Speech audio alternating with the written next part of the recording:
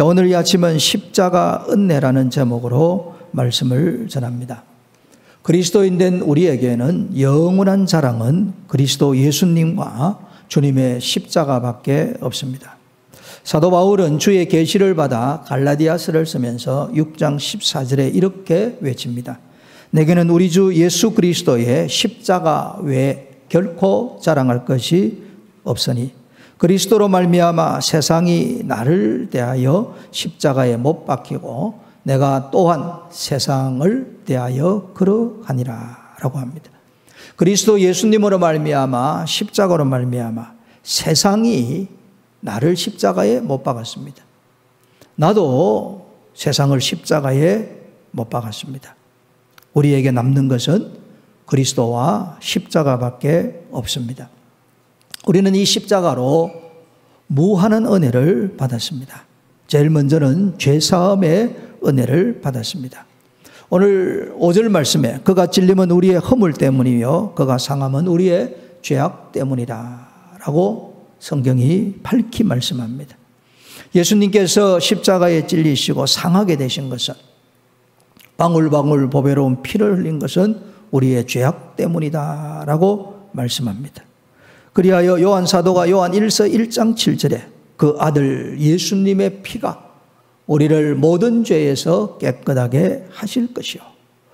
우리는 본질상 진노의 자녀들입니다. 원죄를 가지고 태어나서 먹고 마시듯이 죄를 범하고 살았습니다. 이 수많은 죄를 어떻게 용서 받을 수 있을까? 유일한 길은 예수님의 십자가의 보혈밖에 없습니다. 예수님의 그 피로 우리의 영혼을 씻어 정결하게 되었습니다. 예수님의 피로 죄사함 받아 거룩한 하나님의 백성이 되었고 천국 백성이 되었습니다. 이 십자가는 어린아이에게도 그리고 청소년, 청년, 중년, 노년 모든 세대 모든 연령에게 십자가가 필요합니다. 제가 전도사 시절에 초등학생을 장례식을 치렀습니다. 이 초등학생이 집에서 놀다가 높은 곳에서 떨어져서 몸을 상하게 되었습니다. 그 길로 조금 여러 나날들을 아프다가 결국은 세상을 떠나게 죽었습니다. 세상에 장례식을 치렀습니다. 어린 아이에게도 예수님의 십자가가 필요하고 그 보혈로 죄사함을 받아야 됩니다. 그리고 전도사 시절에 저의 누님과 함께 젊은 엄마를 신방을 했습니다. 처녀 시절에는 교회를 다녔습니다. 신앙생활을 했습니다. 그런데 믿지 않는 사람과 결혼을 했습니다. 그것도 원불교 집안과 결혼을 했고 그 집안은 원불교의 아주 중요한 요직에 있는 그런 시댁이었습니다. 결혼 이후에는 교회 근처도 가지 못했고 찬송도 부르지 못했고 성경도 읽지를 못했습니다. 시름시름 아프다가 병원에 갔더니 위암이고 말기였습니다. 제가 찾아갔을 때는 이미 정말 사람의 형체가 저를 까할 정도로 피골이 상접한 가운데서 만났습니다. 겨우겨우 이야기를 합니다. 그리고 다시 십자가의 복음을 전하고 예수님의 피공로를 이야기할 때 아멘하면 받아들였습니다. 그리고 함께 주님의 은혜로 영혼 구원받고 천국 백성 된 것을 감사하며 기도했습니다. 그리고 몇 날이 못 돼서 세상을 떠났습니다. 두 아이를 가진 젊은 엄마도 십자가가 필요하고 그 피로 구원받아야 됩니다. 강도사 시절에 있었던 이야기입니다. 젊은 자매가 피부암에 걸렸습니다. 치료를 해도 잘 되지 않아서 결국 말기가 되고 말기 때 몰핀을 맞는 그런 상태였습니다. 그녀에게도 십자가가 필요하고 예수님의 그 피공로로 구원받는 것이 필요합니다. 우리 교회에서 목회하실 때 70대 중반이었습니다. 늦게 예수님 믿고 교회로 오셨습니다. 이분이 췌장암에 걸려서 여러 번 수술을 받고 결국 세상을 떠나셨습니다. 70대의 연세 가진 어르신도 십자가가 필요하고 예수님의 피 공로가 필요한 것입니다. 오늘 우리는 이 하루를 살 뿐입니다. 내일을 알 수 없는 존재입니다. 오늘 예수님의 그 십자가를 마음에 새기고 예수님의 피로 죄 사함 받고 사제의 은총을 누리면서 천국을 소유하며 살아야 됩니다. 아울러 우리 예수님께서 십자가에 못 박힐 때 우리의 옛사람이 십자가에 함께 못 박혔습니다. 로마서 6장 6절입니다. 우리가 알거니와 우리의 옛사람이 예수님과 함께 십자가에 못 박힌 것은 죄의 몸이 죽어 다시는 우리가 죄에게 종노릇하지 아니하려 함이다 라고 합니다.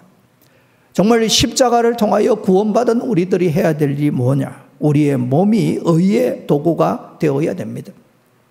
우리의 몸이 죄의 도구가 되어서 죄를 먹고 마시고 죄를 행한다면 십자가의 이 진리와 도를 무시하는 사람입니다. 진정 우리가 십자가를 알고 십자가로 구원받았다면 옛사람이 십자가에 못 박혔기 때문에 이제는 의의 사람이 되었습니다.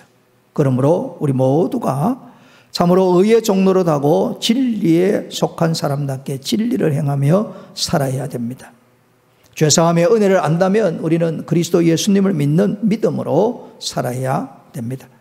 아울러 이 십자가는 우리에게 화평의 은혜를 줍니다. 5절 말씀입니다. 그가 징계를 받음으로 우리가 화평을 누리고 예수님이 징계를 받음으로 예수님이 십자가의 고난을 당하심으로 예수님이 십자가를 짊어지심으로 우리에게 주님의 화평, 평안이 우리에게 임하게 되었습니다. 참 놀라운 은혜입니다.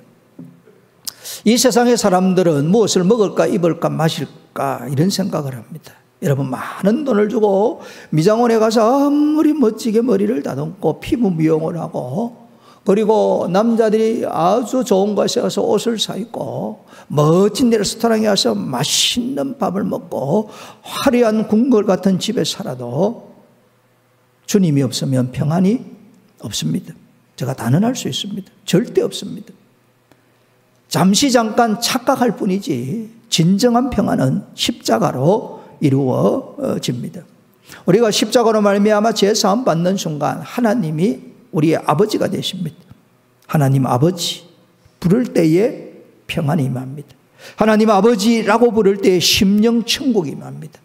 이 심령 천국, 내 심령에 천국이 임하고 천국을 가지고 살아가는 이 십자가의 은혜는 이 땅에 살아가는 우리에게 하늘을 품고 살아가는 신령한 은혜입니다. 오직 십자가 안에서만 누릴 수가 있는 것입니다. 이 십자가로 하나님과 화평을 누리는 사람은 이미 천국을 소유했기 때문에 죽음을 두려워하지 않습니다.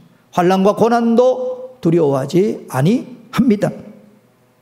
그리고 이 십자가로 말미암아 너와 내가 하나가 되는 거예요.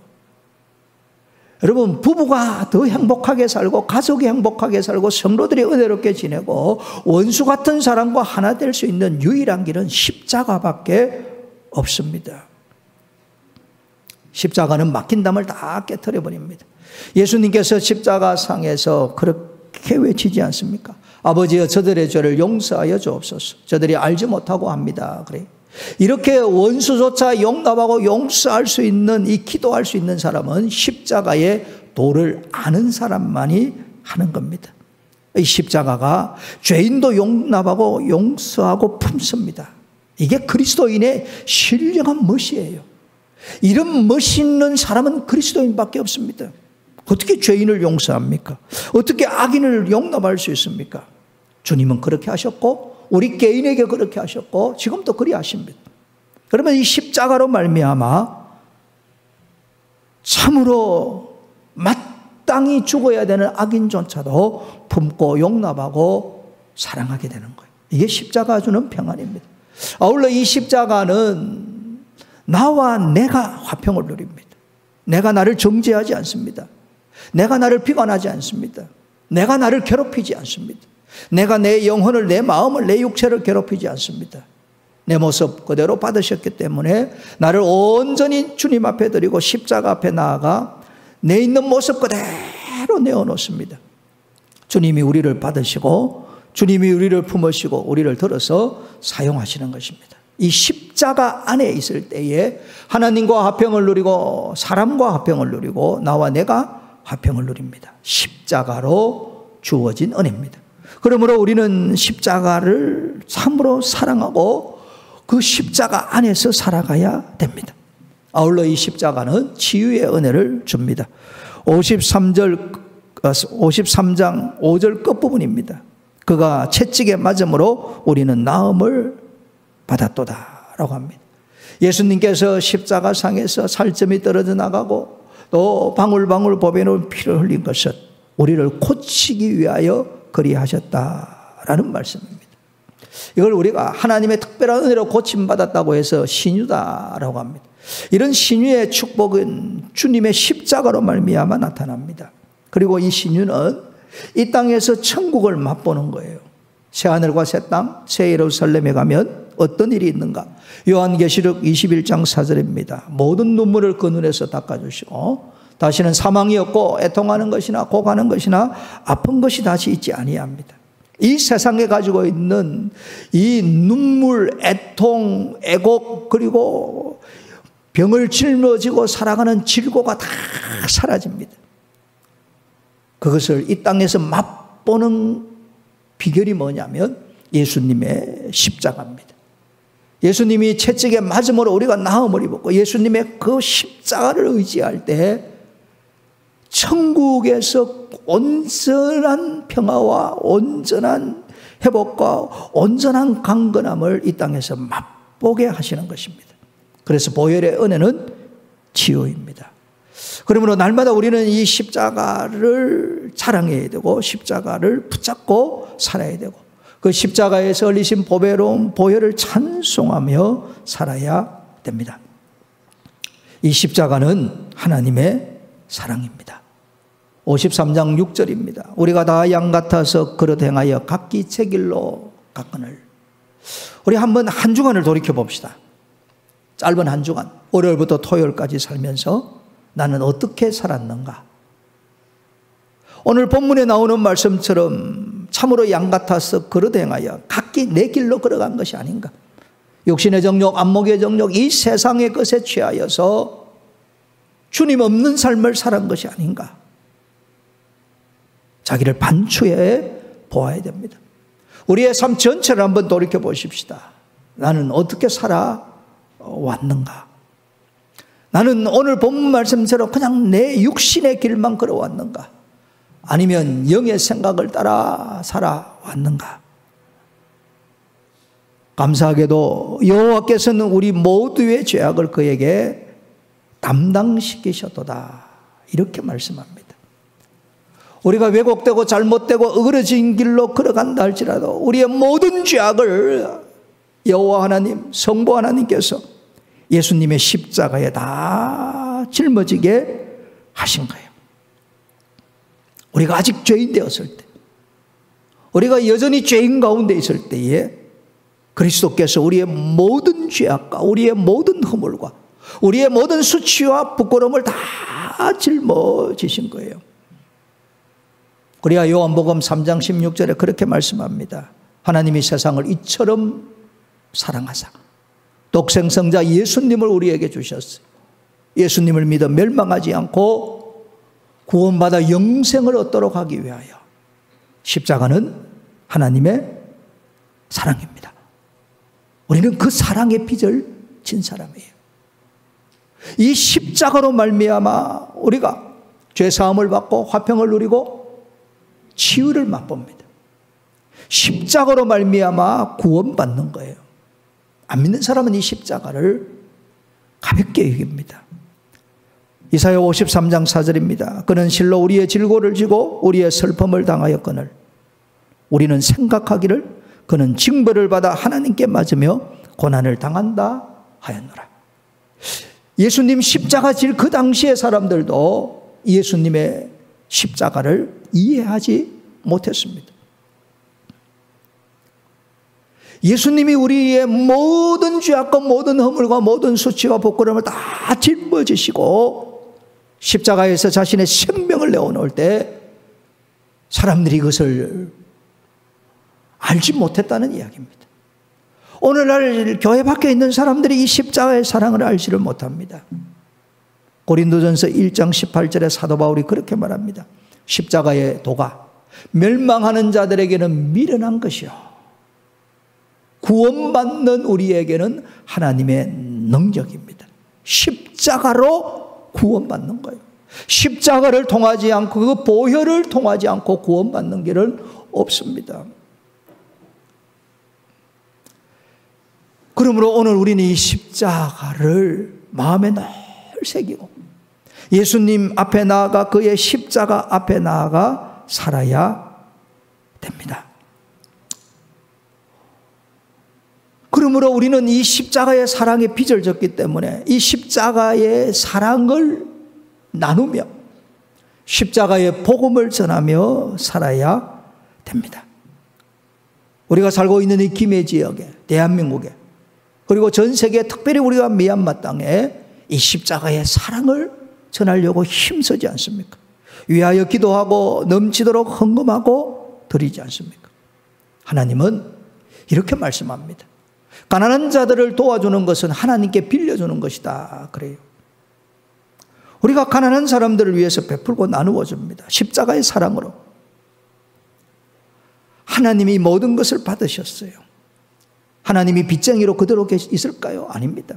반드시 갚아 주시는 거예요. 오늘 우리는 이 십자가의 빚진 자로서 십자가의 사랑을 보여주고 십자가의 복음을 전해야 됩니다. 지난 3월에 우리 교회가 10여 년 이상 기도하고 돕던 장문성 선교사님이 주님의 부르심을 받고 하늘나라로 가셨어요. 저하고는 신학대학 입학 동기생입니다. 요즘은 60대 중반에 죽으면 조기 사망이라고 그러거든요. 그런데 이분의 세상 떠났다는 소식이 카톡으로 왔는데 요즘은 카톡으로 스팸이 많다 그러더라고요. 아무리 생각해도 세상을 떠날 리가 아니에요. 왜냐하면 제가 대학 시절에 그 집에 놀러 가면 그 어머니가 정말 요리를 잘해요. 그리고 이 선교사님은 얼굴에 살이 포동포동하게 찢고 여기를 만지면 얼마나 단단한지 몰라요. 그래서 저는 늘 볼 때마다 그 생각을 해요. 저희는 90세까지 살고 나는 아마 저희보다 일찍 갈 것 같다 이랬는데 이게 그렇게 되지 않더라고요. 장례식을 다 치르고 나서 세상 떠났다고 연락이 오니까 연락할 길이 없는 거예요. 이게 진짠가 가짠가 이런 생각이 들어요. 그래서 같이 이제 신학대학에 입학했던 우리 다른 선교사님에게 연락을 했습니다. 이분은 중국에서 선교하다가 이제 추방이 되어서 베트남에서 사역하는 선교사님이에요. 그분이 이제 연결이 돼서 연락을 했더니 정말 이 선교사님이 세상을 떠났냐 하니까 세상 떠나셨대요. 어떻게 해서 떠났냐 했더니 캄보디아에서 사역하다가 몸이 안 좋아서 한국으로 와서 부산에서 치유받다가 폐혈증으로 갑자기 세상을 떠났다고 그래요. 참 안타까운 일이죠. 좀 더 건강하게 살면서 주의 일, 주의 복음, 십자가의 이 사랑과 복음을 전하면 좋겠구만 그런 아쉬움이 있습니다. 그리고 수십 년을 아는 사람이니까 애도의 시간을 가져야 안 되겠습니까? 그렇게 이런저런 이야기를 하는데 이 베트남에 사역하는 선교사님이 저보고 대뜸 이야기를 하는 거예요. 목사님, 하 목사님, 베트남에 선교 오셔야 됩니다. 베트남에 교회를 세워야 되고 베트남에 지금 신학교 사역도 해야 되고 베트남에 와서 목회자들 양육하는 일들을 해야 되고 얼마나 베트남 이야기를 진하게 하는지 제가 이 전화 통화하면서 그 생각이 들어요. 야, 이분은 진짜 선교사님이다. 지금 우리와 함께 사역했고 함께 하나님의 종으로서 하나님의 나라를 세운 이가 세상을 떠난 것 때문에 이야기를 하는데 세상 떠난 이를 애도하는 시간에서조차도 선교하자라고 이야기하는 것을 보면서 참으로 십자가의 사랑에 빚을 진 선교사님이다 하는 생각이 들어요. 여러분은 지금까지 무엇을 위해 살았습니까? 여러분은 지금 현재 무엇을 위해 살고 있습니까? 오늘 이 세상을 떠난다면 여러분 무엇을 남겨놓고 가겠습니까? 육신의 정욕, 안목의 정욕, 이 세상의 것들을 남겨놓고 가겠습니까? 아주 부끄러운 일이지요. 무엇을 남겨놓고 갈까? 십자가의 사랑과 십자가의 복음을 남겨놓고 가야 합니다. 이보다 아름다운 삶은 없습니다. 이거보다 더 고상한 삶이 세상에 어디 있겠습니까?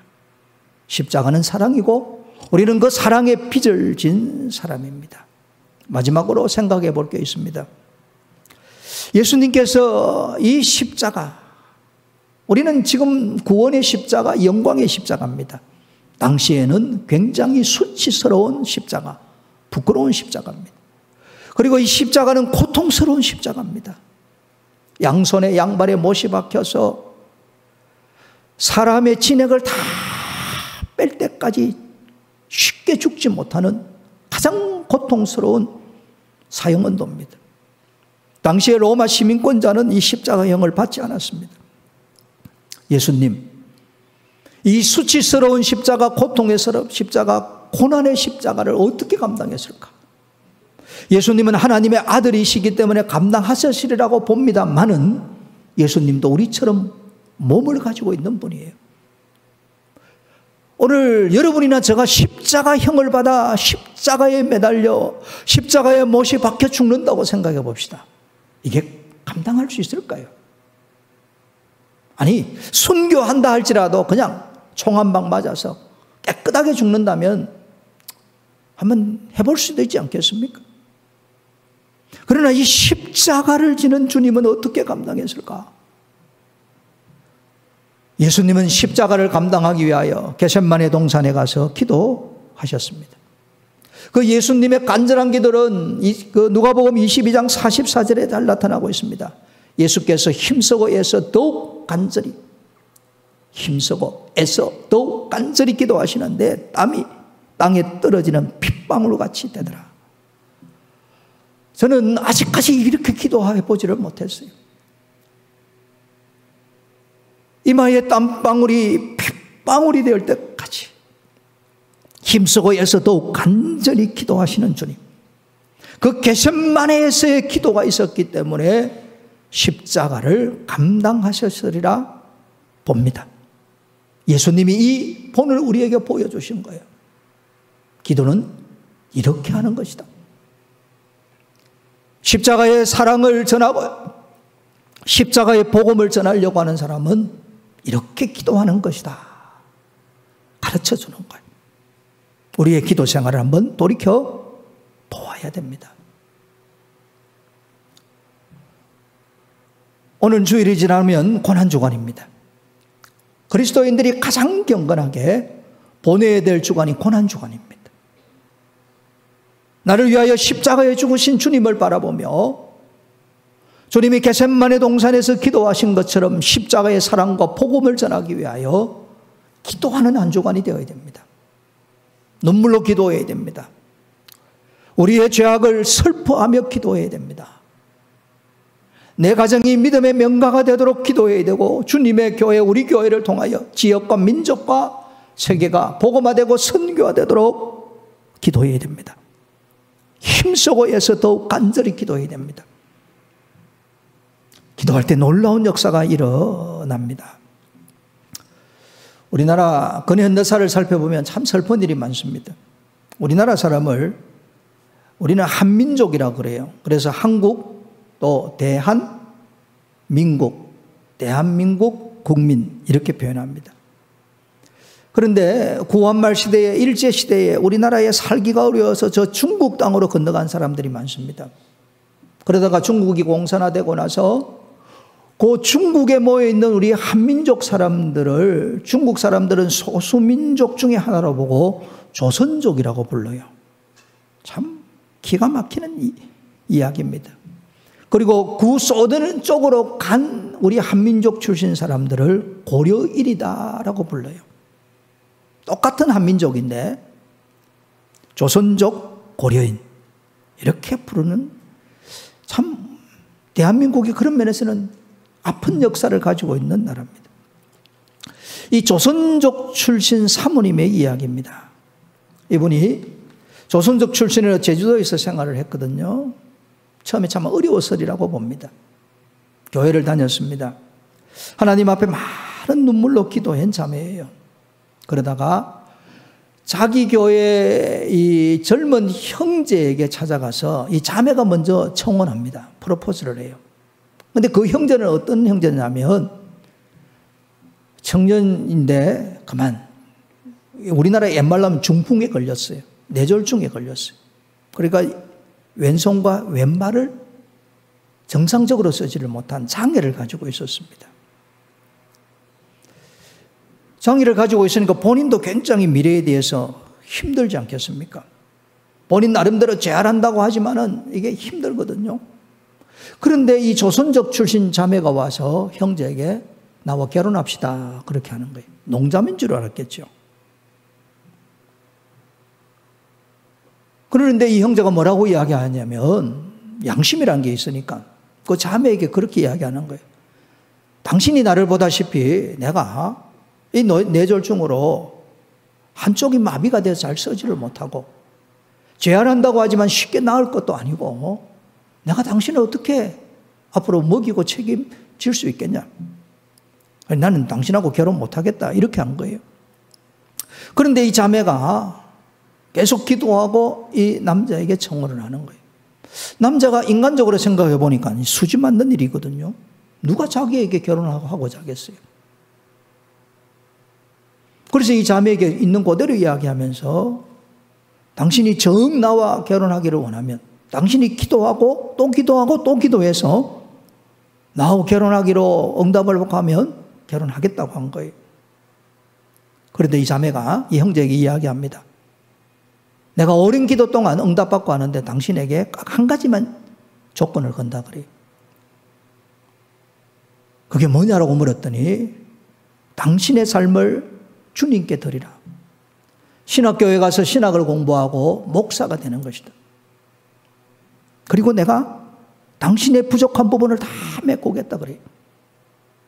이 남자도 생각을 해보니까 이 양 몸도 제대로 장애도 있고 힘든데 내 삶을 주님께 드리겠다 생각을 하고 그렇게 해서 결혼을 한 거예요. 신학교 시절이 어렵지 않겠습니까?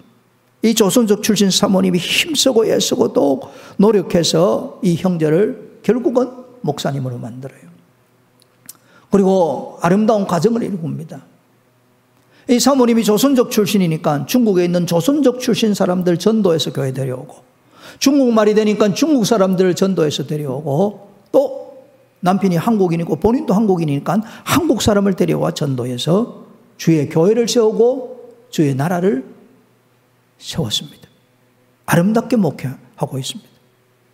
여러분, 이 조선족 출신의 사모님의 마음, 나에게는 죽음이, 당신에게는 생명이 십자가의 도입니다.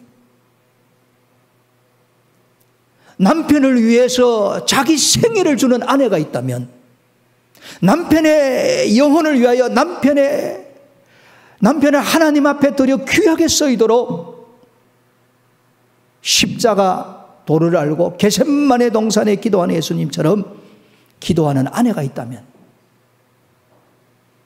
남편이 얼마나 멋지게 쓰임을 받을까? 반대로도 마찬가지입니다. 사랑하는 아내를 위해서 이 조선족 출신의 사모님처럼 많은 눈물로 기도할 수 있는 남편이 있다면 얼마나 좋을까? 우리 한번 깊이 생각해 볼 문제입니다. 내 삶에는 왜 역사가 일어나지 않는가? 내 삶은 이 조선족 출신의 사모님처럼 한 영혼을 위하여 목숨 걸고 생명 걸고 자기 인생을 주며 기도하고 섬김이 있는가? 우리는 십자가의 사랑에 빚을 진 사람입니다. 십자가를 아는 사람이에요. 그 십자가 사랑 가운데 살면서 사랑으로 섬겨야 됩니다. 겟세마네 동산에서 예수님이 우리를 사랑하셔서 이마에 땀방울이 핏방울이 될 때까지 기도하신 것처럼 기도해야 됩니다. 이 은혜가 있기를 축복합니다.